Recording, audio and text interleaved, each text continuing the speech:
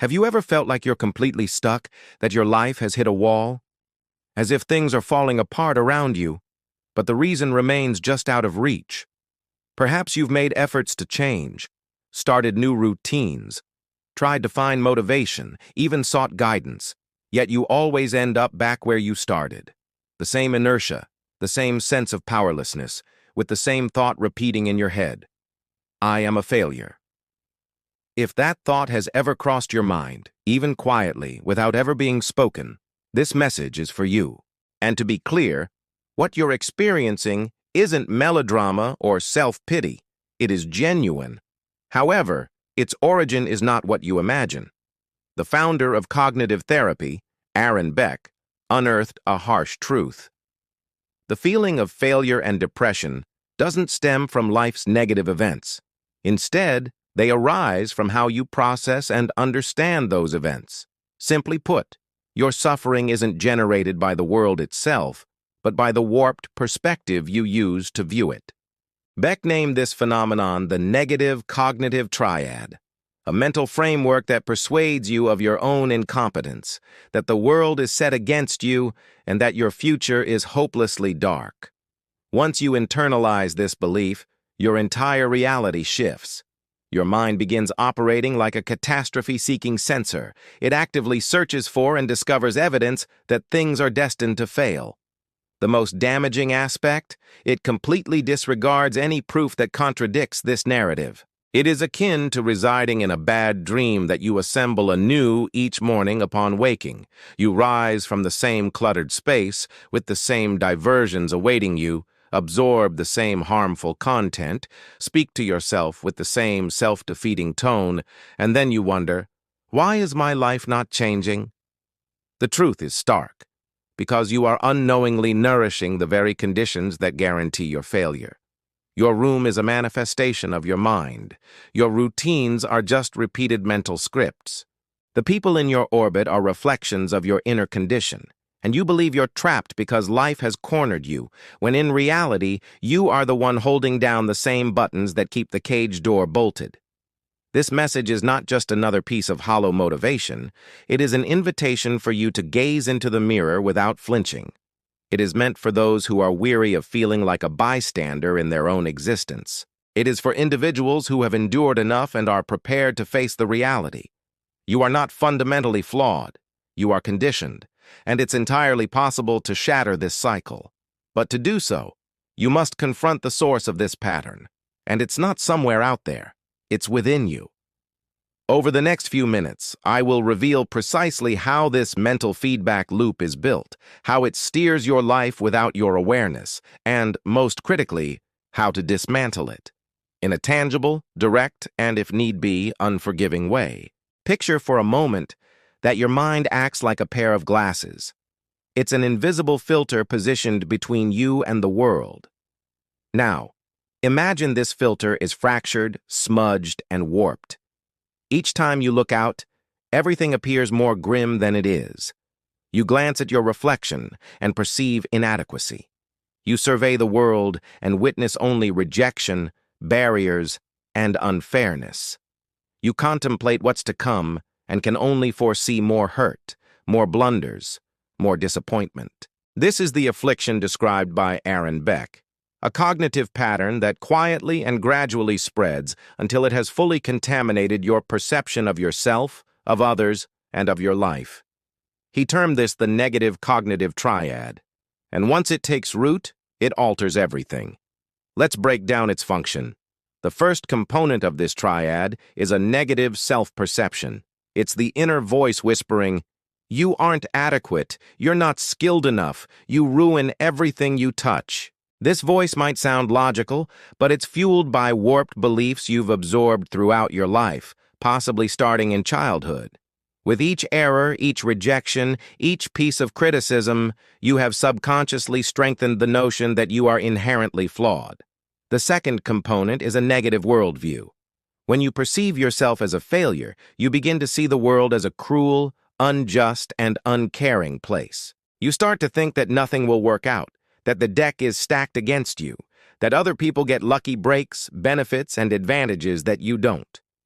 Life feels like a rigged game. And as you observe your surroundings, you find only evidence to support that idea. Finally, the third component is a negative view of the future.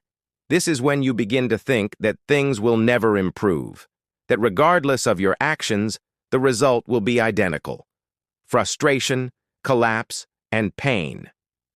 You give up trying because you're convinced that there is no point. Why bother changing if I'm certain it will end badly again? This is the mindset that immobilizes, that extinguishes any spark of hope for improvement. But this is the critical part. These thoughts aren't merely reflections of your past experiences. They are interpretations. And most alarmingly, they are automatic. Beck found that these interpretations surface so quickly and instinctively that you don't even notice them happening. They blend into the background noise of your mind. You don't challenge them, you just accept them, and that's how the virus gets stronger. This way of thinking establishes a lens of cognitive distortion that, over time, rewires your brain to identify, focus on, and retain only the information that validates these negative beliefs. You could have 10 positive experiences, but you'll only fixate on the one that didn't go well. Someone might pay you a compliment, but you'll latch onto the criticism that followed. And when something positive occurs, your mind declares, "This is temporary. This pattern is deceptive." And this is why so many feel trapped, even when they attempt to change. You aren't responding to reality itself. You are responding to your warped interpretation of it, and this distortion has become your default setting. But this isn't just an internal phenomenon. This conditioning also affects how you behave, how you make choices, who you associate with, and even the kind of environment you tolerate around you. And that is precisely what we will explore next. How these beliefs silently influence your behavior to undermine your own life, reinforcing the cycle of failure without your knowledge. If this message is resonating with you, please hit the subscribe button and join the channel. Your support is appreciated. Now that we've covered how the negative cognitive triad warps your perception of reality, we must dig deeper. Because this distortion doesn't just alter your feelings, it molds your expectations for life. And your expectations determine what you notice. Aaron Beck pinpointed a destructive phenomenon that works in tandem with the cognitive triad, the depressive confirmation bias. It's as if your mind transforms into a surveillance apparatus, relentlessly searching for anything that validates your perceived failure. It's almost malicious. Your own brain becomes your adversary. Let me be blunt. When you hold the belief that things never work out for me, your brain initiates an unconscious process to filter reality. It starts to spotlight only the things that support that belief. When something goes poorly, you tell yourself, "See, I knew this would happen." When something goes well, you write it off as, "That was just luck. It's bound to go wrong soon." And worse still, when a neutral event occurs, like a person not replying to a text, your mind interprets it as a personal slight. Not because it was, but because that's what you're primed to expect. This bias is not just a simple mistake in judgment. It is a deeply ingrained emotional program, and it influences not just your thinking, but your actions. When you expect to fail, you behave as if you're going to fail. You exert less effort. You second-guess yourself. You undermine your own progress. And when the negative result materializes, it closes the loop. I tried and failed, which proves I truly am a failure. The reality is, you entered the situation already defeated. This is the most vicious paradox of the depressive bias. It transforms your forecasts into self-fulfilling outcomes, and you, unknowingly, start to structure your entire life to validate the identity of a failure that you have accepted as your own. This extends far beyond your thoughts. It infects your most ordinary habits. You continue to wake up in the same disorderly setting, interact with the same pessimistic people, and follow the same daily routines that foster stagnation. This isn't because you want to, but because a part of you doesn't expect anything different. You're not anticipating a new chapter. You are subconsciously rehearsing the same old script. You ask, "Why can't I change?" Yet day after day, you continue to cultivate the very context that keeps failure thriving. And the brain, in this state, is a virtuoso at justifying your own imprisonment. It tells you, "It's too difficult. I lack the energy. There's no use trying right now. This is just who I am." And these statements are not harmless. They are directives. Each time you say them, you reinforce the internal sabotage mechanism. You solidify the identity that tells you, "This is the best it's ever going to get." This is why real change doesn't begin with inspiration. It begins with a rupture, a break from ideas, from habits, and from your environment, even when you don't feel ready. Because if you wait to feel prepared while trapped in this mental framework, you will never take action. But to do this, you must grasp something essential. You are not just caught in a mental loop. You are surrounded by an environment that sustains this loop. And that is our next topic. We will discuss how your external world, from your bedroom to the people you keep company with, is reinforcing and perpetuating the identity of failure you wish to escape. In the next section, we'll reveal how the environment you accept becomes the architecture of your stagnation, and how deconstructing it can be the first move toward finally breaking free from the failure cycle. Listen closely to this. It isn't only your mind that has been wired for failure. The space you inhabit, the people you interact with, the routines you repeat, everything in your surroundings is colluding to keep you precisely where you stand. And the most chilling part? You are the one permitting this to happen. Every single day. Aaron Beck was emphatic.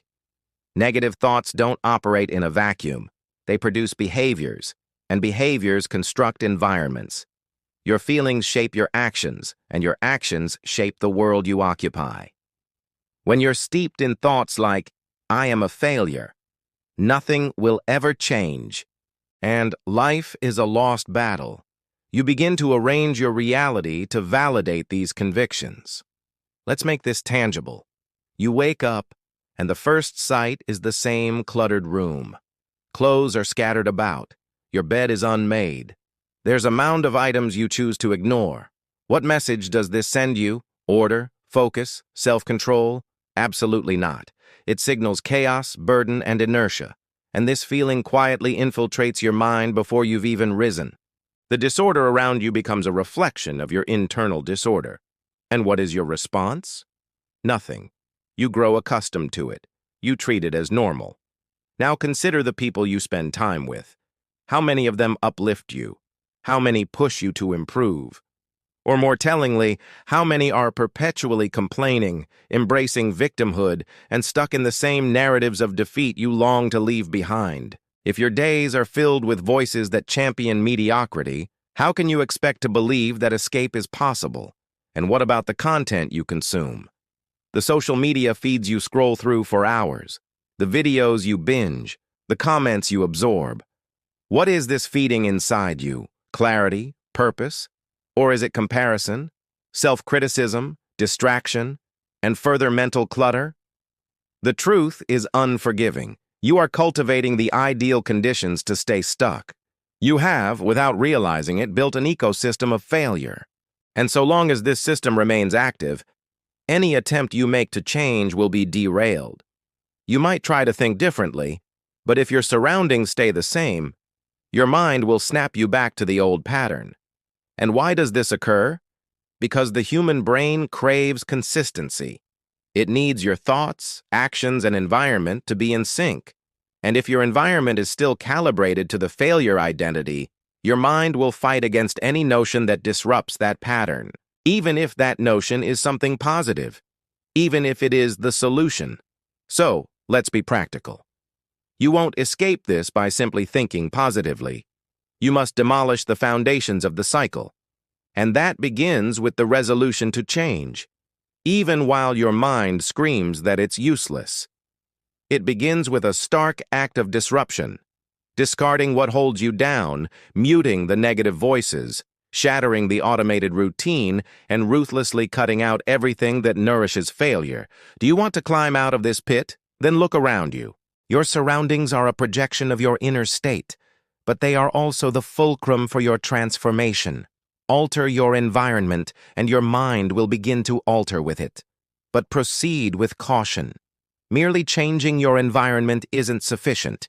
If you don't simultaneously address the thoughts and behaviors, the cycle will simply rebuild itself. This is why Beck asserted that true transformation occurs with a simultaneous, three-pronged intervention in the mind, in action, and in the external world.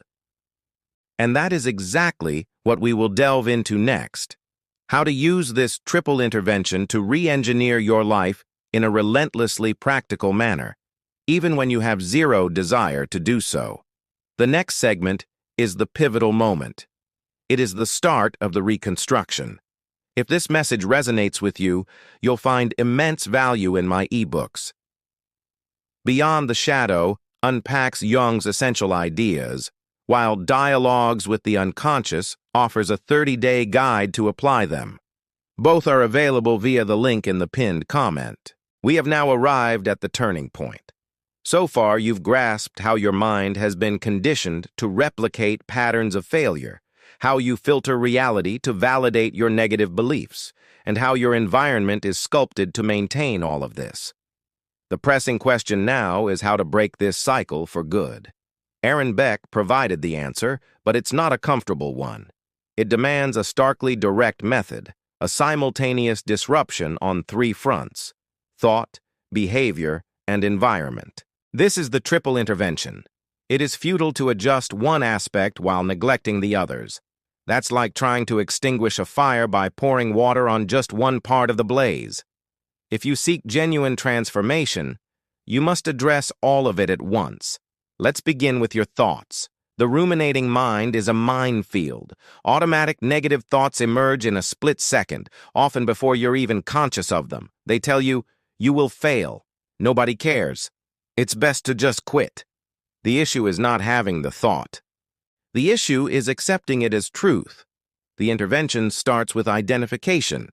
Grab a notebook and begin documenting the thoughts that surface when you feel low, frustrated, or anxious.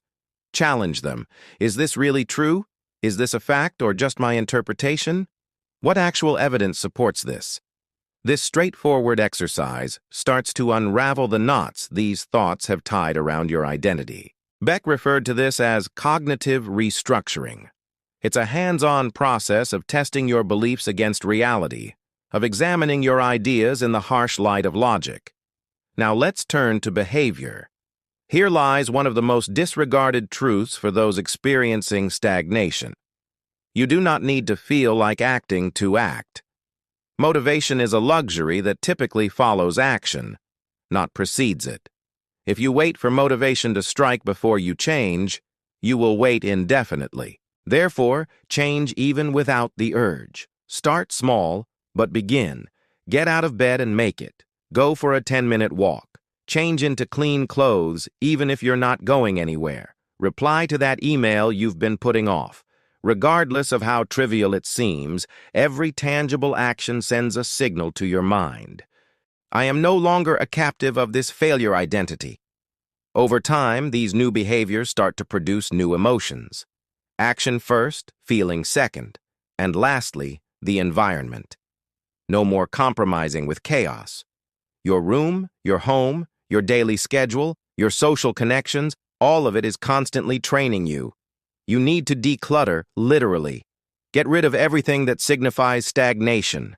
Stacks of paper, clothes you never wear, items that remind you of a past you want to move on from. Create order where there was once disarray. This extends to your digital world as well. Unfollow accounts that make you feel inadequate. Those that fuel comparison, negativity, or distraction. Carve out a space, both physical and virtual, where the person you want to become can exist. Remember, you don't need to feel you deserve a new life to begin creating it. You must build it to begin feeling deserving. The triple intervention is akin to reprogramming a system infected by years of toxic thoughts, passive habits, and paralyzing surroundings. It's challenging, but it's achievable. And you don't have to overhaul everything at once. You just have to start. One challenged thought, one concrete action, one cut from your environment, one a day, but with relentless consistency. Now that you grasp this method, you might be asking, okay, but what exactly do I do tomorrow morning? How do I put this into practice? That is what we'll cover in the next section. Prepare to receive an arsenal of practical actions, direct and simple tools you can use immediately to break out of this state of paralysis. It is time to act. You've understood the issue, pinpointed the source, identified the patterns, and grasped the framework that keeps you ensnared. But knowledge without application is just another weight to carry. This is the moment to move. And for that, you need simple, direct, and unyielding tools, things you can use today even if you feel weak, uninspired, or devoid of hope. Let's begin with thoughts. The first exercise is what I call cognitive surgery with the 5 whys. It works like this. Take a negative thought, for instance. Nothing I do ever works out. Now, ask why. Because I always fail. Why? Because I'm not capable enough. Why? Because others reject me. Why? Because I feel inferior. Why? Because from a young age, I learned I had no worth. See what happens? You drill down to the core belief, the emotional foundation that supports the pattern. Once you expose it, it begins to lose its grip. This technique forces the thought out of its automatic cycle and puts it under a spotlight. Do this in writing. Don't just think it, write it. What's in your head is a fog. On paper, it becomes a map. The second tool is the Cognitive Distortions Journal. Each day, dedicate a page to logging automatic negative thoughts and identifying the type of distortion. For instance, nothing ever works out for me. That's an overgeneralization. She didn't text back, so she must hate me. That's mind reading. I made a mistake, so I am a failure. That's negative labeling. This exercise trains your brain to spot the trap before you step into it. With time, you'll begin to catch these thoughts in the moment, and that gives you leverage. Beck said, "You can learn to see your thoughts as hypotheses, not as absolute truths."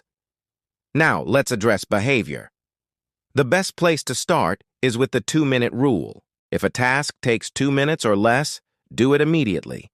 Get out of bed, take a shower, respond to a message, tidy something up. Don't debate. Don't bargain. Just act. Does it seem silly? Perhaps. But in depressive states, motion is the spark that creates energy. Don't wait for energy to create motion. Create motion to generate energy. Another strategy. Replace a destructive habit with a constructive one. For example, if you feel the urge to get lost on Instagram, set your phone to lock the app after 10 minutes. Instead, listen to a short psychology podcast. Want to break the comparison cycle? Use that trigger to write down 3 of your own accomplishments each day, no matter how small. You are training your brain to alter its response pattern. It's like rehabilitating a muscle that has atrophied. It demands repetition. And the environment? A failure detox. Grab a garbage bag and remove anything that represents stagnation. Torn clothes, broken items, piled up papers. Clear your workspace. Make your room a place where you can breathe. Then, move to your digital space. Mute, unfollow, or block anything that brings you down. Do this not out of malice, but out of self-preservation. Prune without guilt. Regarding people. If you are around someone who drains you, minimize your exposure. If you can't remove them completely, limit their impact. Create emotional boundaries. Remember, you are not required to maintain relationships that compromise your mental health. Energy is more precious than time, and toxic people are an energy vacuum. Finally, adopt a minimal reconstruction routine with 3 parts: mental, Write down one thought you want to weaken and one thought you want to strengthen. Physical. Perform one tangible action that involves your body, even if it's just doing the dishes. Environmental. Make one small adjustment to your space. Remove, clean, or organize something. Destroy or redesign something. Do this every single day. Within 30 days, your mind will start to respond differently. Not because of cosmic intervention, but because you finally stopped working against yourself. Now that you have these tools, you may be thinking, what if I lack the strength? What if the chaos returns? How do I sustain this change? That's our final topic. Because change is difficult, but holding your ground against internal sabotage, that is the true battlefield. And that is where you forge real strength. By now, you understand that the feeling of failure isn't an accurate depiction of reality, but rather the product of a distorted, quiet, and persistent mental process. It is an invisible conditioning that molds your perception, filters your experiences, immobilizes your actions, and daily reconstructs the very emotional prison you're trying to escape. And here is the most difficult truth of all. Until you make an unflinching decision, nothing will improve. You can continue to consume content about personal growth. You can fully comprehend the mechanics of the cycle. You can repeat platitudes, watch inspiring videos, and assure yourself that someday things will be better. But as long as you continue to permit the same thoughts, engage in the same habits, and exist in the same environment, you are, whether consciously or not, nurturing the very failure you claim to despise. Aaron Beck taught us that it is not enough to wait for change to occur. You must create it, and then you must sustain it, even when you don't feel like it, even when every fiber of your being screams to surrender. Because the life you desire will not magically appear. It will be born when you finally cease recreating the stage for your own downfall and find the courage to dismantle piece by piece the identity you have built upon your pain. Is this difficult? Yes. But it is also freeing, because if you were the one who created the cycle, you are also the one who holds the power to destroy it. You don't need to become a flawless person, nor do you need to fix everything at once. What you need is to make a radical and final choice, to stop living on autopilot, to stop believing that you are defined by your failures, to stop waiting for the perfect time to change, because that moment will never arrive. If you have listened this far, it's because a part of you still wants to fight, and that part deserves to be acknowledged. More than that, it deserves to be acted upon. Begin now. Comment below. What part of this video challenged you the most? What ignited a spark? What do you know you must put into practice? And if this video stirred something within you, don't end your journey here, because the next video is just as crucial. Each piece connects, and each idea builds upon the last. Keep watching. Keep rebuilding. Let's continue this journey together.